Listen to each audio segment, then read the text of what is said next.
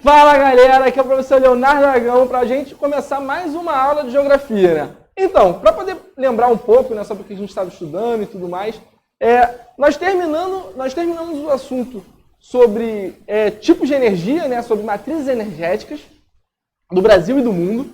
E agora, né, nada mais justo do que depois de falar de energia, a gente falar do que essa energia é utilizada, né, o quê? Para mover as indústrias.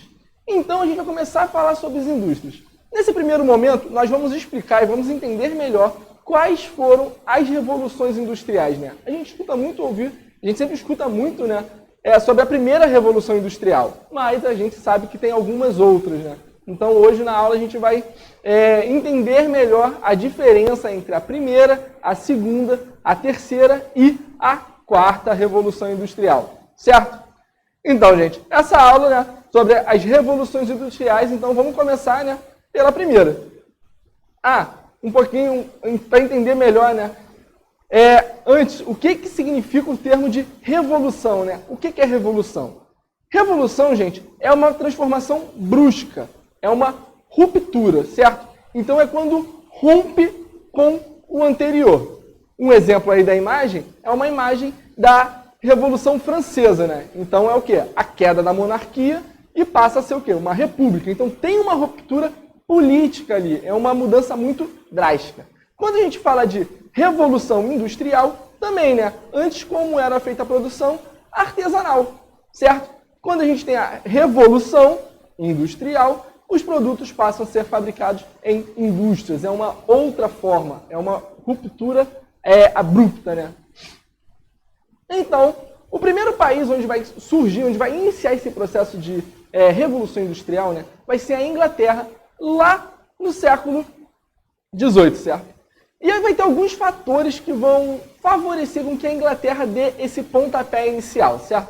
Um deles vai ser qual? O cercamento, né? Que vai fazer com que a população do campo saia do campo e vá para a cidade. E esse processo a gente já viu em algumas outras aulas, né? Que fica conhecido como êxodo rural. Esse momento também evidencia uma grande concentração de terra, né? Então inicia ali uma concentração de terra, coisas que a gente também já comentou, né, em aulas passadas. Um segundo fator que vai influenciar, né, na Inglaterra ter dado esse pontapé inicial vai ser a implantação do liberalismo, né? O que eu quero dizer com isso? A implantação do liberalismo, né, ela faz com que o Estado tenha menos poder. Então, nesse primeiro momento, a gente vai ver a burguesia, né, ganhando força em detrimento do poder do rei, né, do Estado, certo? Então, o Estado passa a ter menos influência nessa troca, nesse comércio. O capital, né? O capital, a Inglaterra nesse momento era a maior potência mundial, então eles tinham capital para poder dar esse início aí na revolução industrial. E matéria-prima, né? Nesse período, período de colonização, a Inglaterra tinha muitas colônias, então ela tinha muitos lugares para extrair sua matéria-prima, né? E aí, né, consolidando a consolidação do capitalismo industrial, né? Então a gente tem que entender o que aconteceu antes, como era esse processo, né? Como era feito esse comércio antes. Antes a gente tinha o capitalismo comercial. Por quê? O comércio se limitava de ser da colônia para a metrópole, né? Então esse período aí era das grandes navegações, onde tem a colonização, né? E o comércio da colônia se limitava a comercializar com a metrópole, né? Então, vamos trazer aqui um pouco para a nossa realidade, o Brasil. O Brasil era a colônia de Portugal. Então, o Brasil se limitava a comercializar com Portugal, certo? Esse momento é o capitalismo comercial. Durante a primeira Revolução Industrial, vai ocorrer uma mudança, né? A gente vai começar a entrar no capitalismo industrial. O que significa isso? O burguês vai comercializar com o burguês. Lembra que eu falei sobre o liberalismo? O rei perdendo influência? Então, nesse momento, a burguesia cresce, né? Ela ganha mais força e passa a comercializar entre elas, né?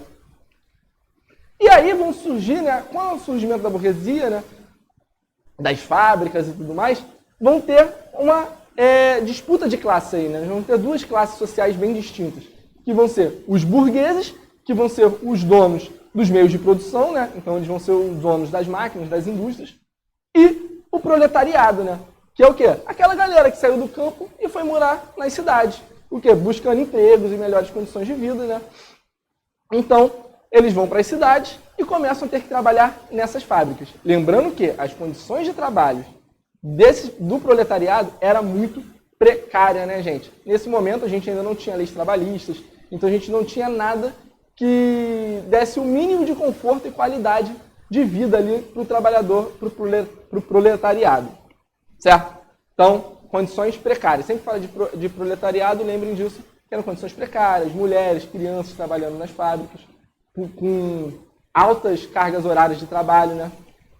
E aí vem a segunda Revolução Industrial, certo?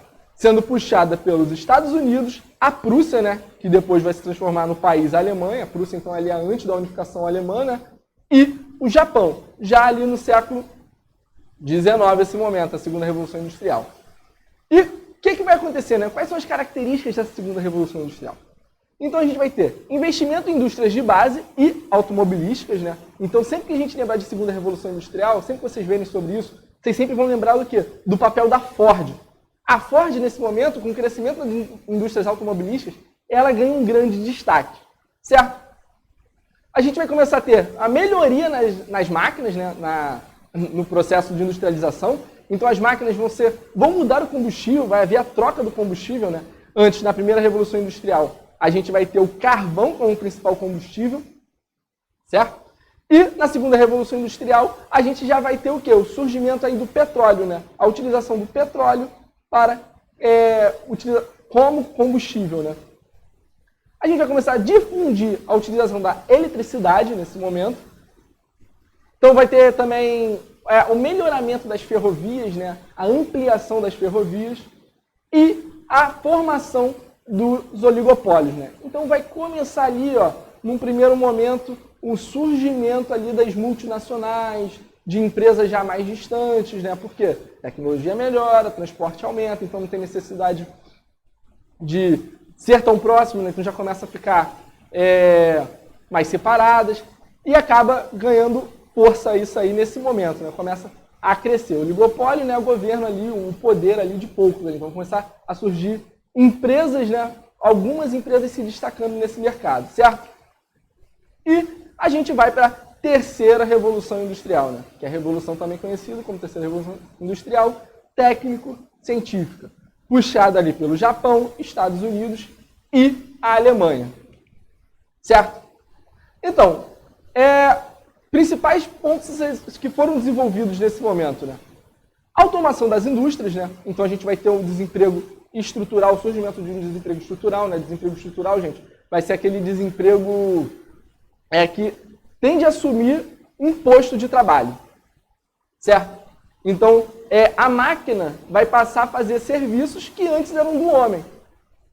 Então, acaba que a máquina acaba sendo mais eficiente e essa pessoa vai perder o posto de trabalho, ele vai extinguir ali da cadeia de trabalho, certo? Vão começar os processos e melhoramentos ali, investimentos na robótica, né? A química fina, né? O que é química fina? Vão ser medicamentos, pesticidas, insumos agrícolas, né? Lembrem que isso também é característico da Revolução Verde, né, gente? Isso aí a gente já falou em outras aulas, né?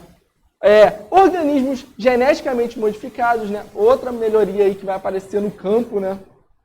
Que são os transgênicos, né? Eu trouxe um exemplo dos transgênicos. E comunicação e transporte, né? Um melhoramento efetivo aí da comunicação e do transporte. Então, telefones celulares, telefones primeiro, no primeiro momento, né? A gente tem o quê? Surgimento de telefones, né? E com isso vai acabar fazendo o quê? Essa melhoria do transporte e da comunicação acaba acelerando também, né, o processo de globalização, certo? E aí, quais são as características dessa terceira Revolução Industrial, né? Vai ter uma produção flexível. Então, as empresas passam a terceirizar a produção. O que eu quero dizer com isso? Gente, a empresa não tem mais necessidade de produzir todas as peças de vamos supor, de um avião, certo? Então a empresa não precisa mais produzir todas as peças de um avião. O que ela vai fazer? Ela vai passar a terceirizar. Então ela vai pegar a asa de uma empresa que só vai fazer asa, vai pegar o motor de uma empresa que só faz motor, certo? E essa empresa em si mesmo vai fazer só os bancos, certo? Então vamos ver uma terceirização aí, né, na cadeia produtiva. Mecanização do campo, né, que foi o que eu falei com vocês já em outras aulas, que é o quê? A Revolução Verde, gente. Lá no outro slide eu falei, né, sobre a química fina. Então isso tudo vem o quê? Melhoria para o campo. Nesse momento, então, é que começa a Revolução Verde. Coisa que a gente já estudou em outras aulas, certo? E Revolução Técnico-Científica também, né? Que vai ser marcada com o quê? Com a criação dos tecnopolos. O que seria um tecnopolo, gente? Seria basicamente a junção de universidades e indústrias, né? Onde a indústria fomenta a universidade com pesquisas e tudo mais e aproveita esses profissionais qualificados, essa mão de obra qualificada, certo? Um exemplo disso, né, o exemplo mais claro que a gente tem no mundo e tudo mais, que vocês mais vão ouvir falar, é sobre o Vale do Silício, que fica ali na Califórnia, né, nos Estados Unidos. E aí vem a quarta revolução industrial, né, ou a indústria 4.0. Essa é a industrialização, né, a revolução industrial que nós estamos passando no momento. Então a gente não tem uma data de início, nem uma data de fim, né, já que a gente está passando por ela. Quais são as características dela? Vão ser a inteligência das coisas, né, o quê? As inteligências artificiais. Hoje em dia, nós vamos ver protótipos de casas inteligentes, casas que você bate palma e acende a luz, você pergunta para um equipamento e ele te responde, certo? Não é à toa que se hoje falou, ok, Google, eu ativo um mecanismo que vai procurar o que eu pedi para o Google na hora, né? Então, e a gente não vê isso só em smartphones, a gente vê isso em diversos equipamentos.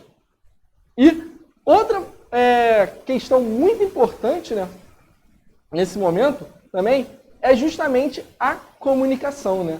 A gente viu o quê? A internet se destacando como forma de comunicação.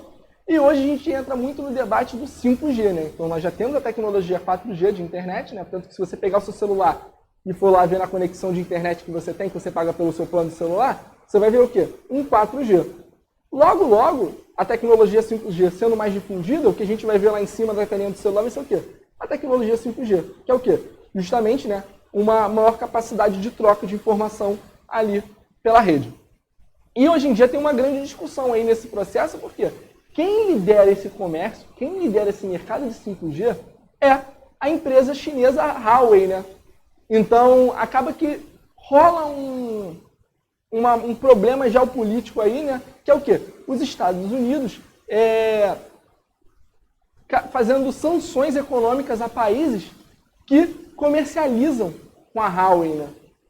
E aí eles falam que a China rouba dados desses países que eles servem, que eles prestam serviço do 5G, né? E tem toda uma questão aí, né? Mas isso aí é muito pano para manga aí para discussão, se é ou se não é, né? Então, a gente encerra a aula por aí, gente. Falamos hoje sobre as revoluções industriais, né? E as 4 delas, inclusive a quarta, que é a que a gente está passando, né? Espero que vocês tenham entendido, tenha sido claro, né? Espero que tenham gostado. E é isso, gente. Até a próxima. Valeu!